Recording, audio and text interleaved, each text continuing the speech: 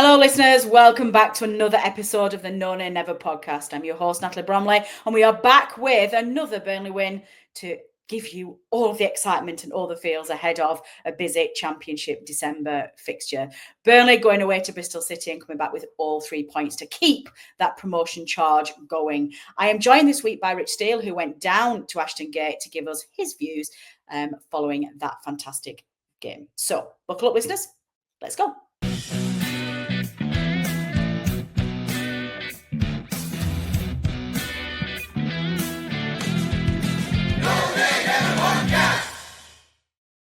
Hi, Rich. How are you doing? Hi, Natalie. Hi, listeners. I'm good. Even better after the win. And I thought it was just a much improved performance in my opinion. So happy days.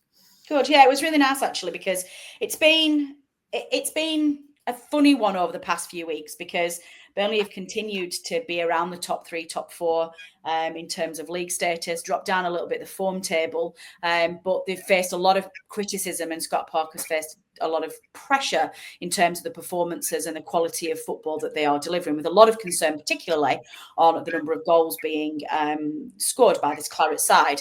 It was a win on Saturday, but it was again only a 1-0 win. But I think you came out of that game on Saturday. You did get that travel down. Bravo, sir, for a 12:30 kickoff on a Saturday. I'm very impressed. And you were really buzzing in our group chat after the game because you were saying like that was brilliant. And you said one thing that I'm going to lead with, where you said, I feel like I've got my Burnley back. Like, what prompted you to send that message? Where were you going to with that?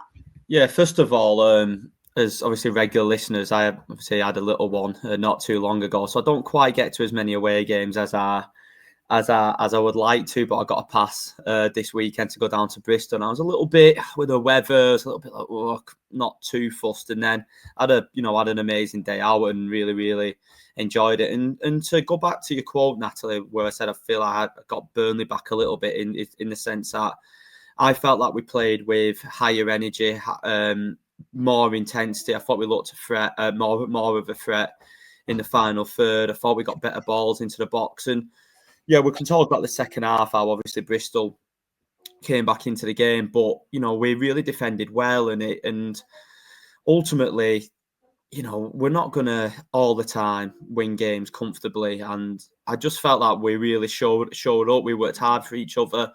The celebrations at the end, the players seem like there's a really good team, team spirit, a good togetherness. And yeah, I thought it was a good mix of what Burnley kind of was under Dyche a little bit, where, we played on the front foot, there was intensity to our performance. We looked to goal threat, but we also dug in and defended really well and defended as a team when we needed to, because it was an awful day. I don't think anyone watching on telly can do it justice, just how difficult those conditions was with the wind and everything. And we really fronted up, and when we had to battle hard to get that 1-0 in the end, and 3 points aren't given to you. You've really got to work hard for 3 points in the Championship. You've seen our fella promotion contenders this weekend. Sunderland conceded a late goal. Sheffield United drew. Leeds only just, it was a great game, but Leeds only just won. So you've got to really fight to get 3 points in the Championship. And in my opinion, that was a good away performance. I think the last few games haven't been where it needed to be, in my opinion. But I thought Saturday we was back at it, and everybody's got a right to their own opinion. I didn't see too many of it, to be fair, but I feel people criticising that performance are being over harsh and are being a bit unrealistic, if I'm being honest with you. That company season was just, in my opinion, a once in a lifetime season. I may say one more season compared to that, but I don't. But ultimately, that Championship performance and that win was quite a lot of wins that we had under Dyche away from home, and like most promoted teams will get, where they are the better team. They probably should have won by more, but they had to grind the result out, which we ultimately did. And we was unlucky not to get more goals in that game. On another day we could have got 2 or 3, and it would have looked more comfortable. But ultimately, it is another 1-0 win, as you mentioned, Natalie. But to me, it's a lot more convincing win than some of the victories we've had probably since them first 2 games of the season. They felt there was more chances, wasn't there? I mean, I don't think we need to over analyse the lack of clinical finishing or the lack of cutting edge in the Claret side. We know that we've got a problem there. We know we don't have the ruthlessness up front that we had before. That's not going to change, at least till we get into the January transfer window and see if we can get Nathan Teller back. But I think certainly one of the things that really came to light for me in that first half was the number of chances, and not just the number of half chances. We actually created a lot of really good chances, and if we did have a more clinical edge up front, that could have easily been a 3 or 4 nil away from home. Yeah, we had double the amount of shots that Bristol City did, both on and off target. Jay at the bar in the first half, and obviously that one that fell to Koleosho. I thought that was a fantastic move, to be honest. That was a really good. Yeah, it was. 0-0. We can be critical and say maybe should have lifted it, but keeper made a good save, and then Hannibal had the rebound. So yeah, we had some, when there was other moments where we counter-attacked, or we built up really good moments of play, and we did look dangerous. And we peppered Bristol City for a while in that second half and didn't quite manage to get the goal. Like you said, a little bit of lack of, is clinicalness a word? I think it might be. If not, I've made it is now. Yeah, so we did lack that little bit of clinicalness to put the game away, and I think that was, you mentioned Teller there. I'd be surprised if he come back, but we can dream, we can all but dream. But I think that's what somebody like him was. He was so clinical in front of goal, and we probably do miss that a little bit. I thought we looked better with Jay up front. I thought he'd give us a little bit more of a focal point. Of course, it's not the Jay of old, but we did look better. And I thought stick with that, Rich, because that's where I was going to go to next. Like, what we did bring Jay in this time. Like, what was the impact of Jay? How did he change things? Why did we look different up front? Yeah, like, don't get me wrong. It wasn't like he had a worldie of a game or anything, but he just played as a proper number 9. I think when we've had either Foster or Fleming playing this season, they've been dropping deep into midfield. Yeah. They've not led the line particularly well. And it's meant that the middle of the park has got a little bit congested. And Jay just stayed up front. He occupied his defender. If he didn't win initial contact, he made it difficult for the defenders so that our midfield could win second balls. When we was getting in, crossing positions, he was in the area.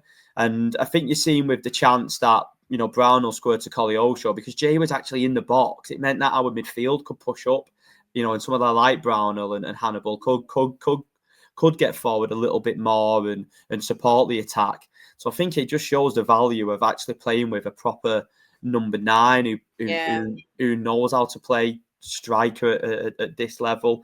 You've got Foster and Fleming. Going to Fleming, I'm not going to judge him too early because he's a number 10 playing number 9. So it'd be really interesting when he gets an opportunity to play number 10. And then Foster's, to me, I don't know what position he's playing as a 9, but he's not a 9 or a 10. He's like in between, and he has the odd brilliant game, but I think consistently now in his Burnley career, he's probably not consistently delivered in terms of performances and the goal threat. So for me, looking at it and I'm going, it's not ideal, and he's not got the pace he used to, or probably not the goal threat as much anymore. But within the team we've got, Jay's looking our best option. As well, like I said, we'll see if he's obviously with his age, if he's capable of playing kind of like the midweek fixtures that we've got now, or are we going to make a change? But I was when I seen Jay on the team sheet, I wasn't writing him off or anything like that, because okay, that's interesting, and he did a lot better than a 40. He still looked like he's got something to offer because when he's probably the type of player now that he's not going to make an impact off the bench anymore, because your players who can make impacts off the bench, normally players with a little bit more pace, a little bit more skill, where Jay can't. He's not got that now, but he's still got that experience, that nous. He's still technically excellent. He's one of our technically best players still. So I think in terms of him coming, starting, I definitely think he's got a role to play. But yeah, I think Parker's got when. We've not really been able to have Foster and Fleming properly fit at the same time. I think there was one game, I think it was Portsmouth at home, when Foster was fit and Fleming was on the bench, and Fleming come on and played 10. But other than that, I might be wrong on this, but I don't think they've been in the squad together. You're right. So Parker was probably thinking when he brought Fleming in, I imagine that was going to be his combination, Foster up front and then Fleming number 10. So it'll be interesting to see if they get a run of games. But for me, Jay's put his flag in the ground and said, you know what, I've had a really good game and a really good away performance, and it's my shirt to lose now. So all being well with his recovery, I'd personally like to see him in the team on Saturday. And like I said, I think it's fantastic in making his 300th appearance for Burnley. Yeah. You know, we all remember him coming on as he's just a little bit older than me, to be fair, because I think I was 15, 16 when he's made his debut. And in the modern day world where it is, where you have players from here, there and everything, I think it's so refreshing to have somebody in the squad who's absolutely Burnley through and through. He's got that thick Burnley accent, and I'd love to meet him and speak to him, but he just seems it does genuinely seem a really nice lad who cares not just about Burnley as a football club, but about the town. And he does a lot with the hospice, doesn't he? As well as the Pendleside Hospice. Forgive me if I'm wrong on that. And I think you've seen the video that Burnley released on Instagram today, how highly he's thought of. All the feels today. Yeah, that was really nostalgic. I think that team will always be special with Burnley. And you can see someone like Tarky, who's obviously got a lot on his plate, playing at Everton under pressure. You could really see in Tarky's words that he meant it, and Burnley still means a lot to him. So yeah, that was very wholesome, and yeah, it was amazing to see. And yeah, I hope he can. I think for everyone, it's nice to see that he's definitely got something to offer. And I remember that he scored a goal against Nottingham Forest when he first broke into the team. I think we might have beaten 5-0 or 5-1 when we was on a real roll. And he's cut in from the right and smashed one into the top corner from like the corner of the area. And I think everybody knew then he was going to be a really special player. And that's how sad I am that I remember games from all them. Your memory's ridiculous. I've definitely got something wrong with me when it comes to football. You're going to be giving Statman Roberts a little run for his money. Dave, if you're listening, Rich Steele's coming after you. Yes, well, no, seriously, congratulations, Jay. 300 appearances. We absolutely adore you. And yeah, just enjoy, because that is some achievement. And I think one of the things I had to think of today, Rich, when I was looking through that congratulations, that celebratory reel that Burnley put out with past players on there, seeing Ben Mee and Tarky obviously back doing that, it did make me think about defenders and just like reminiscing about the old Burnley days. And there's a lot of that old Burnley DNA in this current side. We've got a ridiculously good defence. We're just not conceding goals at all. Fine, we're not scoring them, but you're not getting many, if any, past us. We've got to praise that. It's a championship record. Incredible. We've conceded. I'm just going to make sure I check this. Just give me two. You can give me 2 seconds. We've conceded 6 from 16. Yeah, that is crazy numbers. Yeah, we know we need to be better on the top end of the pitch, but 6 from 16 games. That is, it's it's unbelievable. And like you said, we've still got other than Roberts, it is a young back four that. And they're playing really, really well. And that's defending to me. It's not just about tactics and about shape. It's about desire. You've got to want to defend. Oh my God, it so is. That's the Ben Mee header on the line. You've got to want to defend. Like you said, away from home at Bristol, it's absolutely chucking it down. I love chicken. So my daughter's just looking at me. She's being nice and cute. It's because I'm shouting and getting passionate. She's getting excited because you've She's getting excited for the Clarets. Talking about Ben Mee and James. But listen, when the wind's blowing a gale and it's cold and it's horrible, and you've got to put your head where it hurts and you're going to, be put under pressure. I thought, like I said, that's I enjoy. And I know it's frustrating and I'll come on to it later, but when you give the ball away, it is frustrating and you think, God, just hold it up a bit more. But there's also something really good about seeing your side defend like that away from home, and not, when the crowd's getting up, they're putting pressure on the referee, a couple of penalty calls, etc. But we stuck to our guns. And like you said, young Egan Riley, most improved player of the season. He's so good. Yes. Listen, his passing was a bit off on the weekend at times. He gave a few easy balls away, but ultimately his defending again was superb. Esteve was magnificent. I thought Parker got his subs right, actually. I thought, I'm happy to start Perez at the moment. And then he got a yellow card, Perez, got beat a couple of times. They brought a winger on in the second half, and he brought Humphreys on, and that was the right sub. And I don't even mind bringing Egan on, go 5 at the back. Yeah. He just sees the game out. And Egan, do you know what? He won 3 or 4 headers. And we actually, from Egan winning a header, the ball fell to Laurent and we got into the corner flag. Yeah. So just little things like that, so that, that's what makes you pleased. And that's what I meant, Natalie, going back to your initial your initial comment was, I felt like we got Burnley back a little bit because we really I think that's where I was going with that. They're not a bad side. It wouldn't surprise me if they're really fighting for playoff place this season.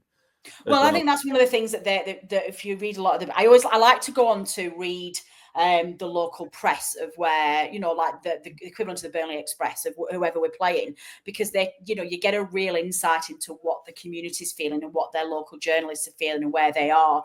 And they are genuinely trying to push for a playoff side here. So it was never going to be easy. But you're absolutely right. I think Egan Riley is one of the players that I genuinely am flabbergasted by his improvement this season. And I think he's one of the ones when we lost O'Shea, that was quite a disappointment because I thought O'Shea was going to be, and he should have been. And then Worrell got injured. Yes. Well, Worrell, I wasn't that impressed with. He's still an experienced defender, though, isn't he, Natalie? He played in that 1-0 win against. To me, Worrell doesn't. To me, like if Ekdal's fit as well, he goes probably to 4th choice. If I'm being honest. Egan Riley's now to me. Yeah, you can't I'm break not entirely sure he drops down to 3rd. To be honest. Well, you can't break Egan Riley and Esteve up now. No, not now. You can't. No, you absolutely not. No. No, it's really good to see. And Trafford again. Trafford for me, listen, some of this feels, maybe this is a little bit of guilt talking because we massively got on James Trafford's back last season, and he was he's very lucky that company didn't ruin that poor guy's career. I think after a few games when we were all really on Trafford's back and wanted him to get dropped, I think we all kind of checked ourselves and went, you know what, this is. He was a lamb to the slaughter, when he a little bit. He absolutely was. And I think it didn't luckily that treatment of James Trafford it wasn't too prolonged. I think we all just stopped and went, hang on a minute, this isn't fair. And I thought we were going to lose him in the summer, and he had every right to leave us in the summer, did James Trafford, every right. And I would not have even blinked had I just been like, absolutely, you go, good luck, sir. It's not worked out for you, and I'm sorry for the way it's happened. But if there's one player that desperately needed a season in a number 1 jersey in the Championship, it's James Trafford. And look at the improvement in him. Look at the development. He went from League One to facing City at home without a break. That was a ridiculous transition. Yeah, there was no need. We had Muric who's obviously playing for Ipswich, and I know Muric has his faults, but like he should have been number 1 from the start. Yeah, and we should have blooded Trafford in. There's still an element of Trafford being very well protected, but he looks calmer. He looks more assured. He's not flapping for crosses as much as he was. Unless I'm wrong here, I don't think we've conceded a goal from a set piece yet in 16 games. I'll check that with Dave. Which is a phenomenal effort. Considering where we were last season, I don't feel as nervous. Like last season, every time we got a set piece, you was on like edge. Where now I feel like we've got a good setup, and like I said, Bristol. We were on top of Bristol City, and then we got counter attacked, and he made a fantastic save where he was really decisive. He come off his line quick. He spread himself. And then, like I said, you can't argue 6 clean sheets in 16 games, and it's impressive. Really, so yeah, play to. I don't agree with him going down with crap. 2 goals yet? Say that again. Have we conceded more than 1 goal yet in a game? I think it's only been 1-0. Is it? We've lost. Yeah, 1-0. Yeah, we've only lost twice haven't we, this season, so 2 1-0s. Conceded against Blackburn, which is bloody infuriating from that. Still irritates me just that. Especially considering how much they've dropped off now as well. I'm just like, yeah, it was such a bad timing was East Lancs derby. If we played them now, we'd beat them. We'd only beat them 1-0, but we'd beat them. Just then finishing off then before we look ahead to Coventry tomorrow night. What day is it? What day are we recording? Monday the 25th. Monday. Yes, Monday the 25th. So we're playing Coventry tomorrow night. A quick word on Jadon Anthony, please, because a fantastic performance for me, crowned with a goal, a very good goal. He was absolutely magnificent, both on and off the ball. Yeah. I didn't think he had that level to go to. Nope, I didn't either. I think that goals give him a lot of confidence. Do you know what he looked to me, Natalie? He looked a yard quicker. And it's amazing what maybe a little bit of a... he looked like he could actually beat his man on the outside. He never stopped running. He was a real threat. He got to the bar line well. His delivery was superb. to me, he looked every bit as good as a performance as someone like Zaroury put in last season. He was at a couple of seasons ago. He was up to that level. It's just about doing it consistently now, and you can't expect a player to have an 8, 9 out of 10 game every week. That's like I said. Someone like Teller did that a lot of the time in that promotion season, and Benson had his moments where he was unplayable. But I'm really hoping that game will give him a lot of confidence. And he's a young man, and if people don't know, he lost his mum last season when he was on loan at Leeds, which, thankfully, I've not lost as parent, so I can't imagine how tough it is. And he just comes across as a really good lad. And even like I said, for the last 10 minutes, Jay was knackered. He went on up front. And I thought he led the line well, against some big lads who were centre half. McNally played centre half. And he was superb. Yeah, so for me, I know there's some other really good performances. I thought it was Cullen's best performance of the season. But to me, he was, in my opinion, head and shoulders man of the match. He was superb. There was glimpses of Koleosho, but we're not quite there yet. But obviously, he played a big rest. He needs a rest, does that boy? I thought he looked better, though, after the international break. I did think he looked better. He's not at his best, but I thought he was better. Fingers crossed. For me, it's a lot more positives. I thought it was Hannibal's best game. Yeah, he got on the ball well. He turned well. He drove forward really well. He had a spell in the second half where we were really putting Bristol under pressure, where we were superb. And I think with Hannibal, he's not because of the energy he puts in. He does tire a little bit as games goes on and then starts to make mistakes. So I think he's a 60-minute player at the moment, and you can, depending on if it's 0-0 or you're winning 1-0, you can maybe bring Sarmiento on, or another kind of like more number 10, or you can possibly bring like a Laron on to replace him. But I really enjoyed his performance. He didn't just play an out-and-out 10. I thought it wasn't like we played an out-and-out 10. It was like both him and Brownell supported Rodriguez. That's a really good point, actually. I think Hannibal. I think it was, to me, it was like Brownell and Hannibal played more both box to box, and like Cullen sat. And I just thought that offered something different, because it wasn't like the same midfielder was going forward all the time. It was something a little bit different for Bristol to contend with. And just for me, I just think the key difference it's just the intensity we played at. Overall, we moved the ball quicker. We was quicker in the final third. Our wingers were willing to take on players more. Our fullbacks got forward a lot better. Midfielders got forward better. And I can quote me with a lack of quality. You're a championship team. Every now and again, you're going to put a bad ball in. You're going to misplace a pass, your first touch. But if you do things quickly and with intensity, I'm happy then. And I think that's all a lot of Burnley fans want, is just that intensity. And we had it for probably 80% of that game. There's definitely still improvements. There was, after 65 minutes or so, we did get sloppy on the ball. We didn't keep it well enough. I think we probably went into, okay, we're winning 1-0, but we'll sit back a little bit. But that probably shows the confidence of the team. That, you know what, we're not going to risk anything daft. Yeah, we've been unlucky not to score a second, but let's just keep this lead. Me personally, Natalie, again, everybody's got their own opinions on everything, but I really, really enjoyed the day out on Saturday. Excellent. I really thought it was a good away. That's good, because after some difficult performances to watch, it's really good that you got that. Okay, finish us off then. What are you expecting tomorrow night at home against Coventry? Let you go. Yeah, it'd be interesting. Obviously, Coventry. Obviously, the headlines with Coventry have been Mark Robbins going, and Wilder said a really interesting comment where he was like, if the players ran as hard as they did in the game against Sheffield United, the manager might have not been sacked. So the last two games, they've got draws against Sunderland and Sheffield United, who are obviously the current second and third place teams. So it's going to be a really difficult challenge for me. I think it'll be a really tough game, but I think it'll be a good game. I'm hoping we don't go back to, because I feel we've been better away from home than at home. I feel at home teams have sat back and we have been too slow. So I'm hoping we do play with some intensity. And obviously, selection-wise, we'll kind of see how players front up. Obviously, whether Jay's going to be fit enough, whether Brownell went off with a knock, but he was kind of celebrating with the fans afterwards, and he didn't seem to have any strapping on. So, see how we go. Sarmiento might come in. I think he didn't play because he only got back late from international duty. So, I believe so. I'm going to go a 2-0 win.